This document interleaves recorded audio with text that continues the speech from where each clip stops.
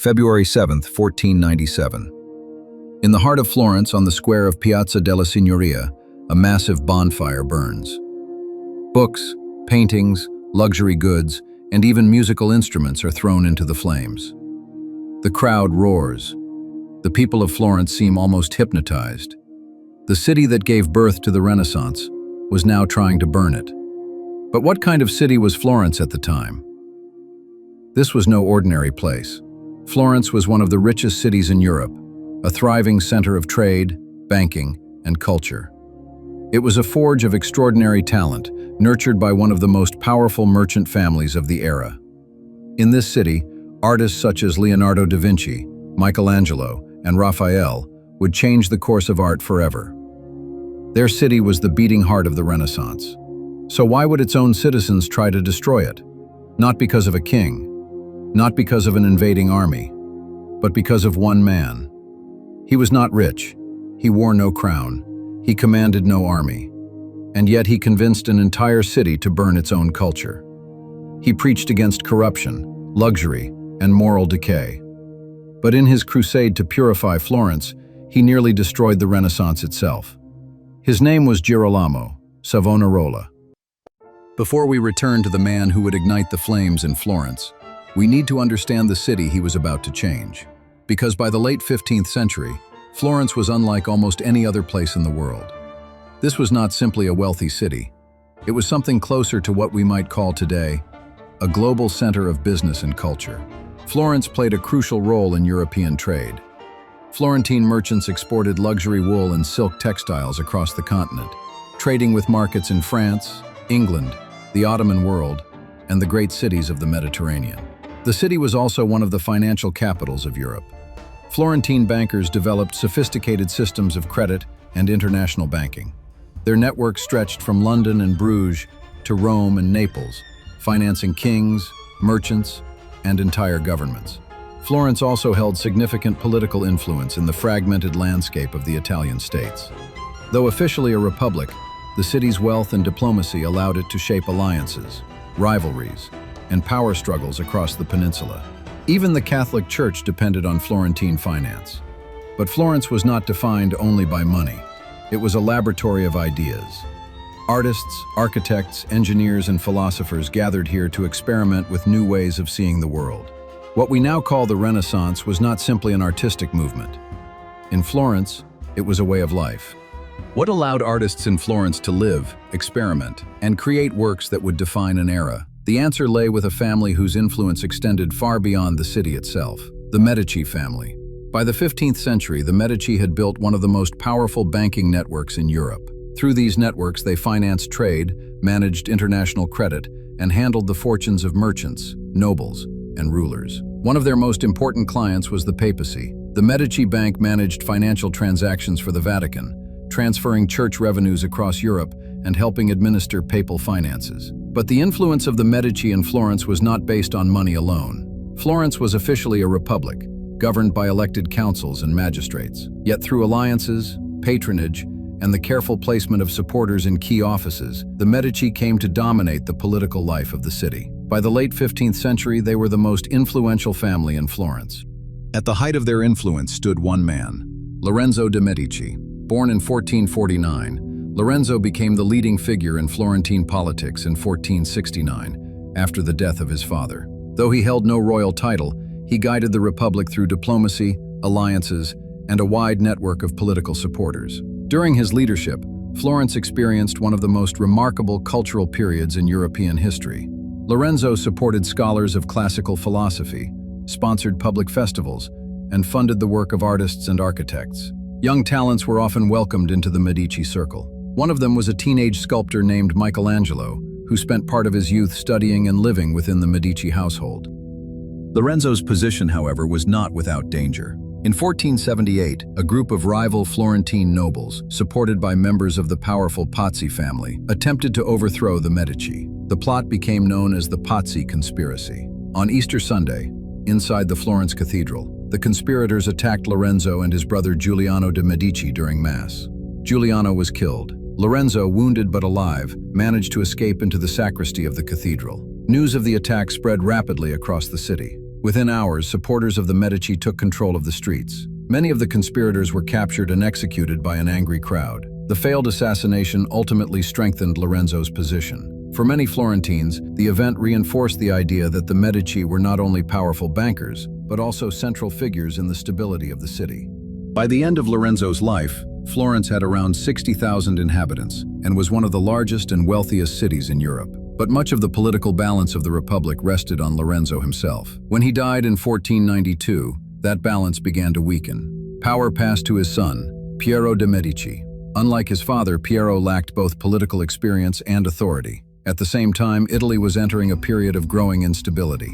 In 1494, the French king Charles VIII of France launched a military campaign into the Italian peninsula on his way to claim the throne of Naples. As the French army approached Florence, Piero attempted to negotiate with the invaders. But the concessions he offered, including several strategic fortresses, were seen by many Florentines as deeply humiliating. Public anger spread quickly through the city. Facing growing opposition, Piero de' Medici and his family left Florence in November 1494. For the first time in decades, the Medici were no longer directing the political life of the Republic. Florence now entered a period of uncertainty. The institutions of government remained, but the balance of power within the city had suddenly changed. And in this moment of political and spiritual tension, one voice was already gaining extraordinary influence. A Dominican friar, whose sermons were drawing crowds across the city, Girolamo Savonarola. He was born in 1452 in the city of Ferrara in northern Italy. As a young man, he studied theology and philosophy before joining the Dominican order in 1475. By the late 1480s, he had been sent to Florence, where he began preaching in the convent of San Marco. At first, his sermons attracted little attention, but Savonarola's message was unlike anything the citizens of Florence were used to hearing. While the city celebrated art, beauty, and wealth, Savonarola spoke of judgment. He warned that Florence had become corrupt, that luxury had replaced virtue, that pride had replaced faith, and that God would soon punish the city for its sins. In the early 1490s, Savonarola began making a series of dramatic predictions. He warned that a powerful ruler from beyond the Alps would descend upon Italy, bringing war and divine punishment. At the time, many listeners dismissed these words as the visions of an overzealous preacher. But in 1494, something remarkable happened. The French king, Charles VIII of France, marched his army into Italy, launching a campaign that would shake the balance of power across the peninsula. Cities surrendered, alliances collapsed, and the French army advanced south toward Florence. For many people in the city, Savonarola's warning now seemed less like a sermon and more like a prophecy. After the expulsion of the Medici family in 1494, Florence needed to reorganize its government. The city formally remained a republic, governed by councils and elected officials. But in the unstable climate of the 1490s, moral and political authority began shifting toward an unexpected figure, Savonarola.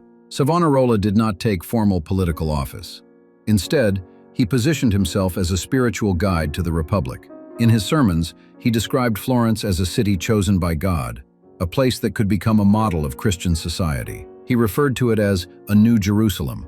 His influence extended beyond the pulpit. Savonarola supported the creation of a new republican constitution in 1494, inspired in part by the political institutions of Venice. The new system expanded participation in government and created a large governing council intended to stabilize the Republic after the departure of the Medici. But Savonarola's vision of Florence was not only political, it was also moral. By the winter of 1497, the transformation of Florence had reached its most dramatic moment. The city that had once celebrated art, luxury, and public spectacle was preparing for a public act of moral purification. On February 7, 1497, citizens gathered in the main political square of the city, Piazza della Signoria. At the center of the square stood a large wooden structure built in the form of a pyramid. Layer by layer, it had been filled with objects collected throughout the city: mirrors, jewelry, cosmetics, playing cards, musical instruments, expensive clothing, books considered immoral. Some accounts also claim that paintings and works of art were thrown into the pile. According to later stories, the painter Sandro Botticelli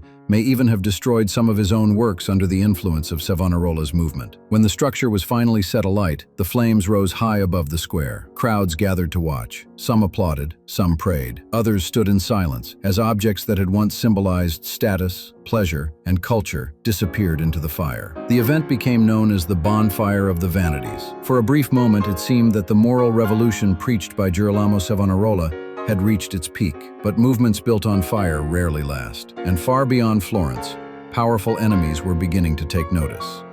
For a brief moment, it seemed that Girolamo Savonarola had achieved the impossible. But his growing influence also created powerful enemies.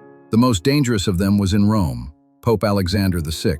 Savonarola had begun to criticize not only the moral life of Florence, but also corruption within the church itself. In his sermons, he condemned greed, political intrigue, and the conduct of the papal court. For the Vatican, this was more than criticism. It was open defiance. In 1497, the Pope formally excommunicated Savonarola from the church. Savonarola refused to stop preaching. The conflict escalated further in 1498, when the papacy placed Florence under the threat of an interdict, a measure that could suspend religious services across the city. At the same time, divisions inside Florence were becoming increasingly visible. Some citizens continued to support Savonarola and his reforms. Others had grown weary of strict moral regulations and constant warnings of divine punishment. Tensions reached a breaking point in April 1498. A public challenge was issued to prove Savonarola's divine authority through an ordeal by fire, a medieval test in which participants would walk through flames to demonstrate God's favor. The spectacle collapsed amid confusion and heavy rain. The failed event damaged Savonarola's credibility and triggered unrest in the city. Soon after, Savonarola and two fellow Dominican friars were arrested. He was imprisoned and interrogated. Under torture,